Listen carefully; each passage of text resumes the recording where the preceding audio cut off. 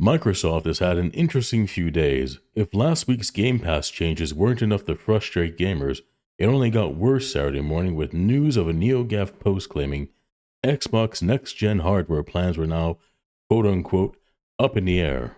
The post read, the ramifications of the Call of Duty Game Pass gambit not working out were suddenly starting to get properly measured.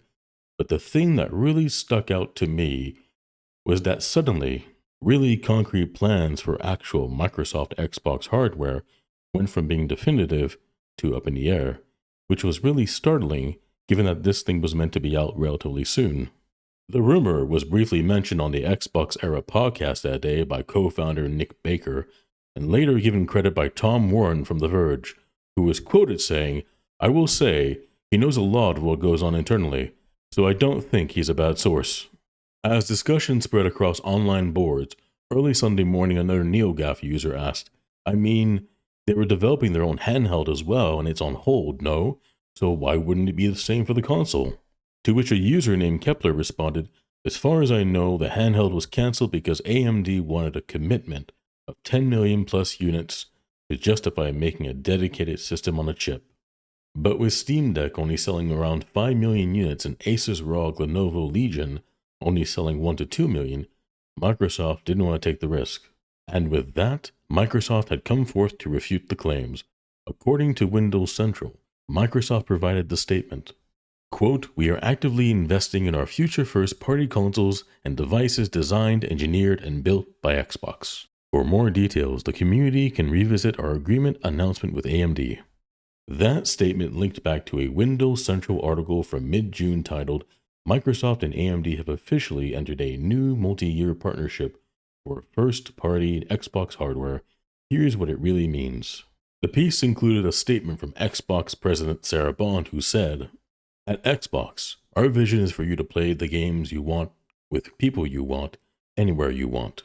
Bond says, that's why we're investing in our next-generation hardware lineup across console, handheld, PC, cloud, and accessories.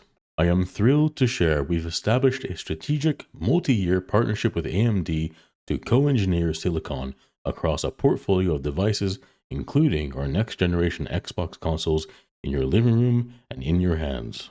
And the article goes on to talk about the Xbox Ally handheld made with Asus and AMD, while confirming next-gen consoles will keep backward compatibility, supporting gaming anywhere with the aim of unifying consoles, PCs, cloud, and handhelds. So, that's the story so far. Rumors on the internet forcing Microsoft to come out and refute them, and I have to wonder why. I wouldn't think it needs to be said, but I have noted some gaming commentators having presented these rumors as fact, but everything ought to be taken with a grain of salt. There is no way to verify either the sources of these rumors or Microsoft's own statements. It is purely a case of conflicting claims. However, we can examine Microsoft's past behavior to identify trends and consider important questions to make informed forecasts. It is also worth noting that while Microsoft's statement appears to be addressing the issue, it is notably vague and does not directly refute the specific claims made by the NeoGAF sources. If those sources are accurate, what might have led Microsoft to consider canceling or delaying future consoles? It is important to consider that nothing happens in a vacuum. Xbox's position in the broader console market provides some context. According to The Verge, the Xbox One sold fewer than half as many units as the PlayStation 4, 58 million compared to 117 million. Adding the Nintendo Switch into the equation, with 153 million units sold, paints a stark picture. The Switch alone accounts for roughly 87.4% of the combined PS4 and Xbox One sales, making Xbox's 8th generation performance definitively third place. When comparing 9th gen consoles, as of August 2025, PlayStation 5 lifetime sales have reached 80 million units, while multiple reports indicate that Xbox Series X and S remain below 30 million. That is to say that Xbox has once again sold less than half the units of PlayStation.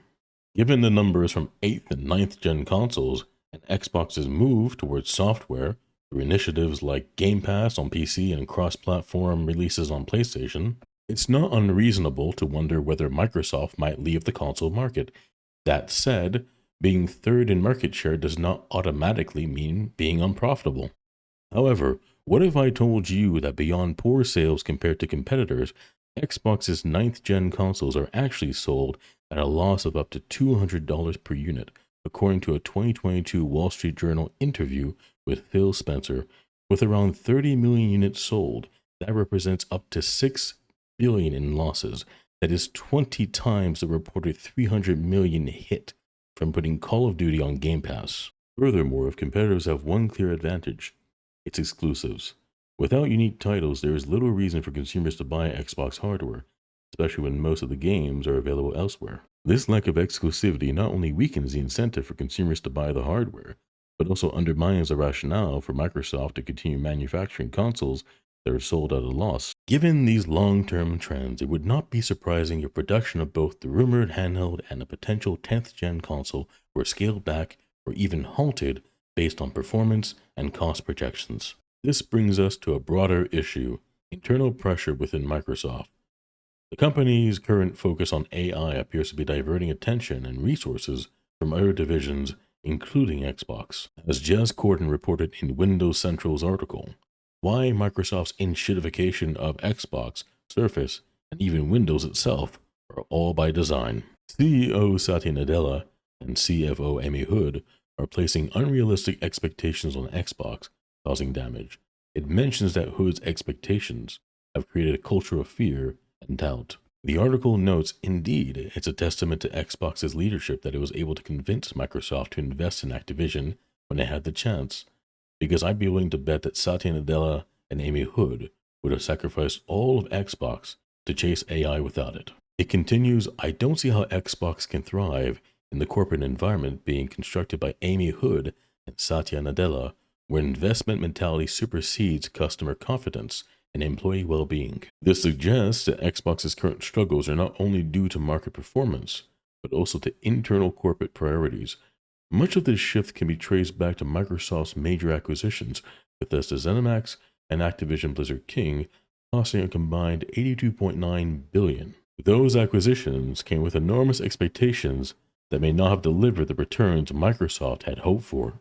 Given the relatively weak hardware sales compared to competitors, the losses incurred per unit, and the absence of exclusives, Xbox hardware appears redundant. Perhaps this explains why the idea of Microsoft transitioning to a software-focused model seemed plausible to many.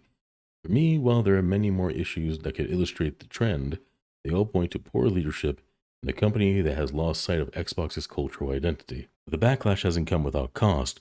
Although Microsoft stock saw a modest decline on Monday following the news, the greater impact has been on their brand.